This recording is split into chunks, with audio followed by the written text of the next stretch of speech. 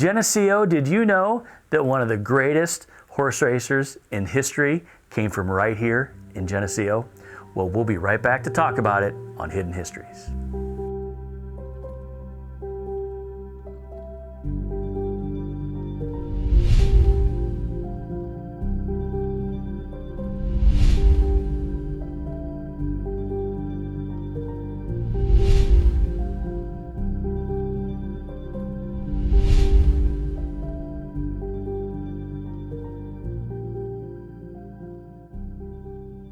We are back at Hidden Histories, and today I'm sitting here with my buddy Steve Kastorf, and we're going to talk about a fellow named Myron McHenry, who is one of the greatest horse racers in the history of the sport. And Steve Kastorf is going to talk a little bit about that. And Myron McHenry has a very interesting past, and it starts right here in Geneseo, doesn't it? Myron was born actually outside of Geneseo, in the area that most everybody knows about it, Pink Prairie. And that was a rival town to Geneseo back in the 1880s, about the 1850s. It was still a rival before the train came through Geneseo. Both towns were competing against each other for people to settle there. And Geneseo got the train to come through, so people settled here. They didn't settle out in Pink Prairie. Pink Prairie disappeared. But Myron McHenry was born on a farm in 1856. He was one of 8 children, and he grew up on the farm.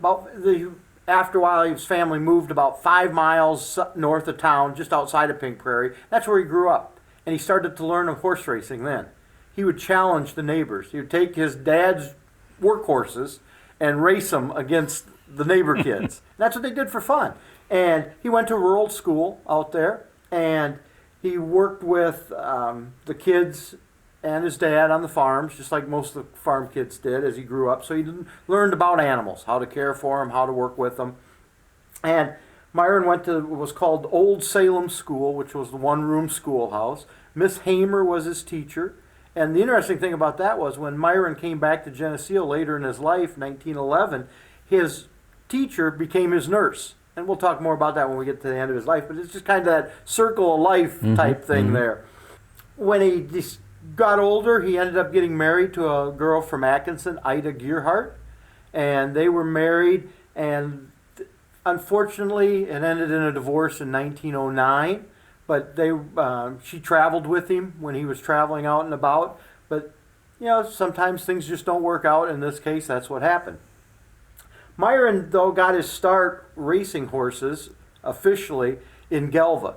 At Gelva, they didn't have a track. They raced around the town square, 4 laps around the town square. And the interesting thing was they had rails around the inside of the square because that's where everybody would tie their horses up. Because that's how you got around back then. You got around by horse. It was called the horse culture. Everything was done. Work was done with the horses. You went to church in a horse and buggy. You worked with the horses in the fields. That was life.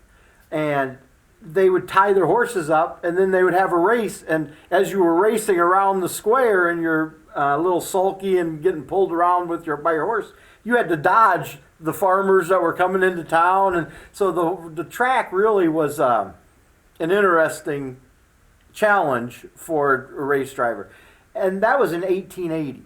Then by 1881, he came to Geneseo and started racing on our track. Our first track was out north of town here where the middle school was. And he got his first win on that track in 1881. By 1884, he was getting to quite a reputation as a great driver here in northern Illinois. And he decided to start training horses instead of just driving them. And he leased the track here in town and started training on that track. So he's decided that this is good here, but the money was on the big tracks. And at that time, the tracks were going from the half mile, which we had here in town, to a mile track. So if you think of a mile track, if you've ever been to the state fair or over to Davenport, to the fairgrounds there, those are a mile track. And that's what they were going to because they could get more horses on the track at a time. They could get more people into the grandstands, so they had bigger prizes. How old would he have been at that time? In 1881, he would have been, 25? Okay. when he started winning here. 1884, he would have been 28. So young. He was a young man at that time. The other thing was, he was doing this against his dad's will. His dad was a strict Methodist and did not believe in horse racing, did not believe in gambling, didn't believe in drinking. And Myron went against his dad's wishes. And his dad almost disowned him because he wouldn't go and watch him race. He wouldn't follow him. When Myron went out and moved on to the Grand Circuit on those mile tracks, which were in Cleveland, in New York,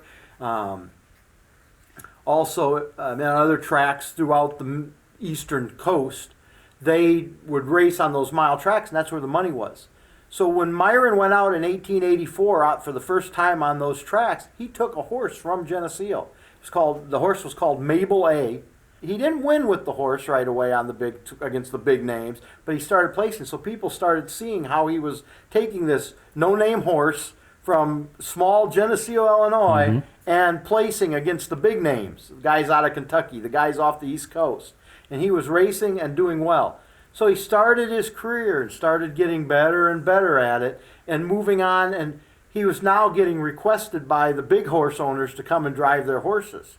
And by 1893, he was really one of the top 5 drivers of harness horses. Now, one of the things I forgot to say when we started, he was driving harness horses. They had a little sulky they pulled behind, a little cart that they sat in, and they pulled it behind the horse instead of riding on top of it. He wasn't a jockey. No, he was not a jockey. They were called a driver, and they drove the horse from this little buggy behind. The first ones had big wooden wheels, and then about 1876, 1880, they started putting bicycle tires on them, and they got faster. With tubes? Yes, with Okay. the tubes and the regular bicycle tires, and that made him go even faster. So Myron now he's moving his way up. Like I said, one of the top 5 drivers, and he's in Chicago at the track there was called Washington Park. It was one of the big tracks in the United States, and he's there racing. And if you know anything about history, 1893 was when the World's Fair was there. So things like all the people coming for the World's Fair, Buffalo Bill had his Wild West show set up there. So there was lots of things, and now they have this big Grand Circuit race at the park. And he invites his dad to come. And his dad finally gives in to go watch his son race.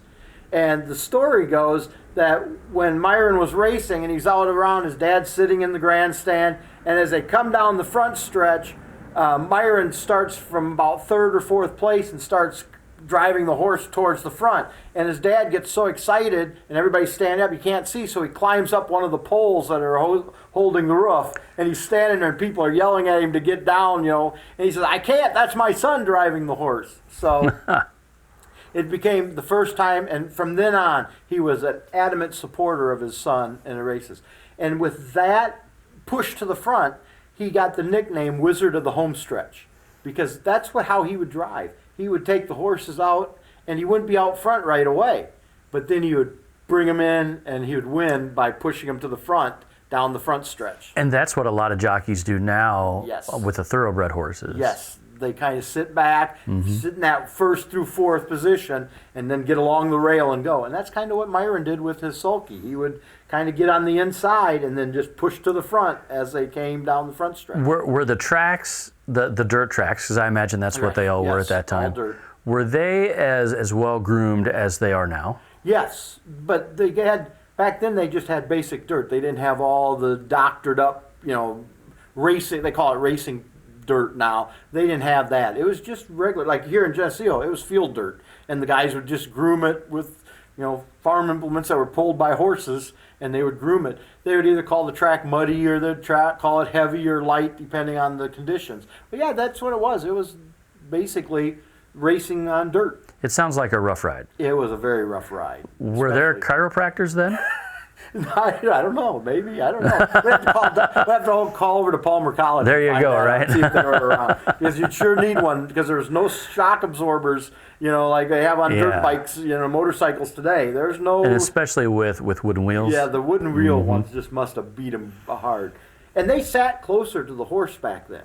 Now, when you watch, Now if they're you watch back on a ways TV now, or yeah. if you go over to Henry County Fair and the driver is sitting way back, these guys were sitting almost up on the tail of the horse and they were sitting high.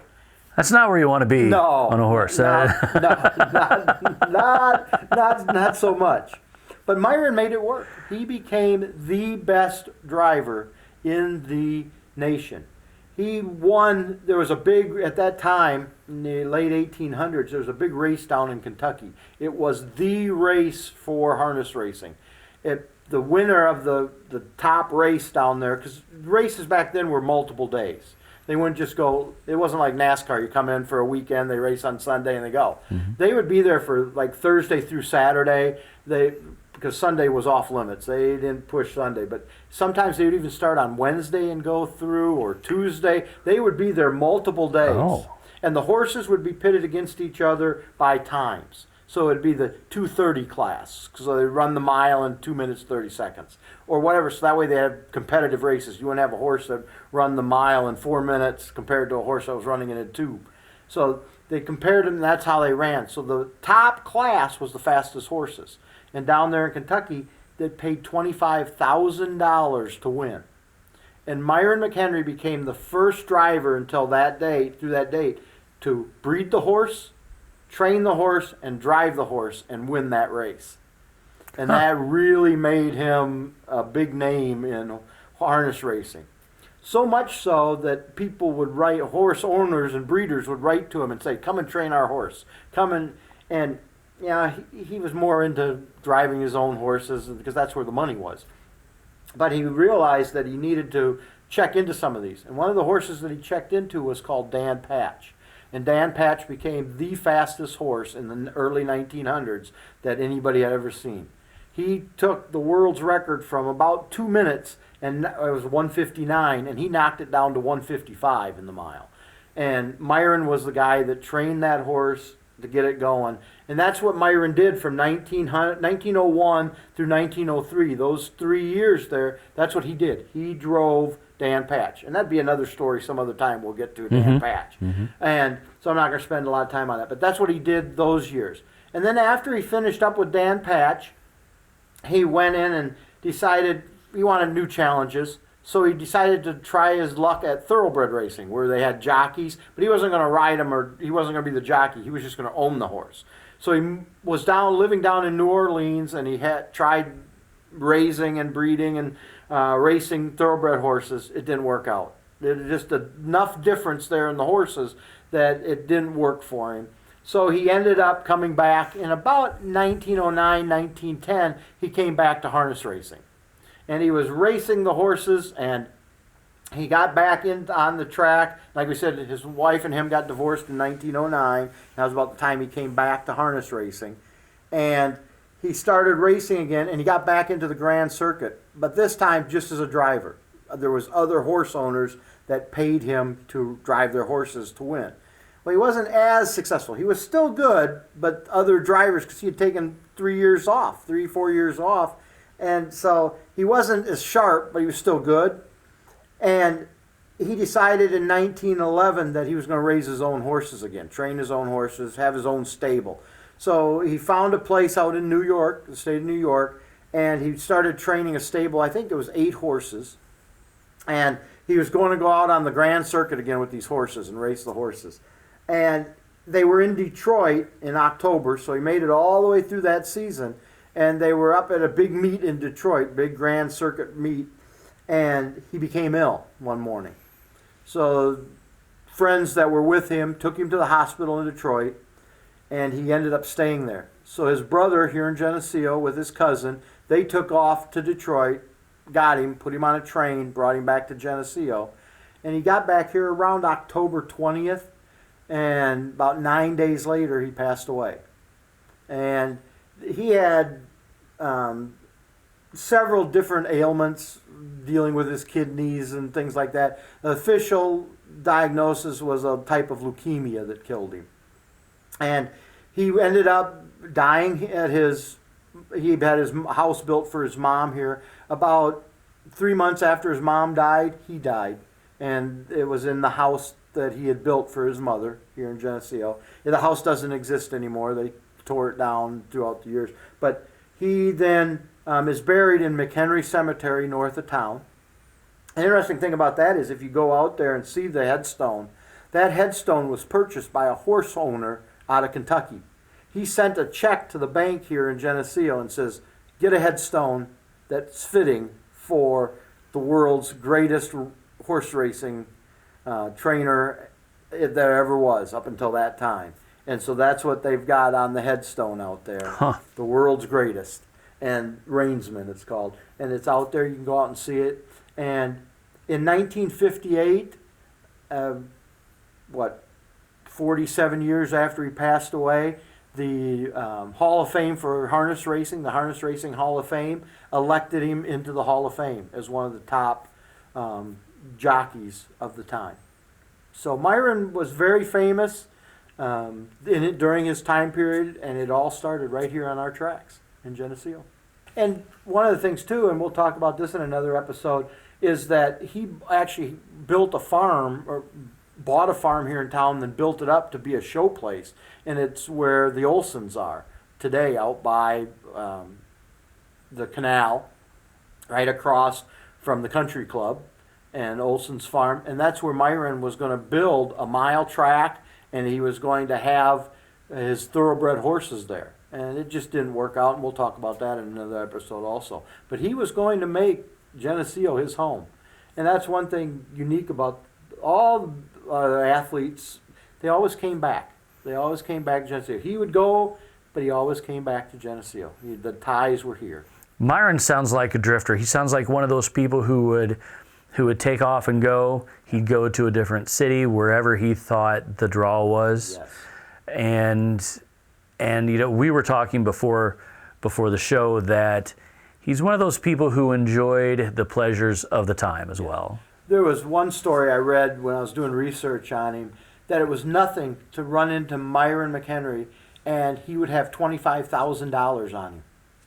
That's a lot of money back then. It's a lot of money today, but back then it was a lot. That was really a lot. And he was carrying that cash around. So what are we going to talk about next? We're going to talk about because Myron had the track, and I said we're going to talk about the two tracks that were in Geneseo. Two. One wasn't enough? One died out, and they built another one. So we had two tracks here in town, and by 1915 they were all gone.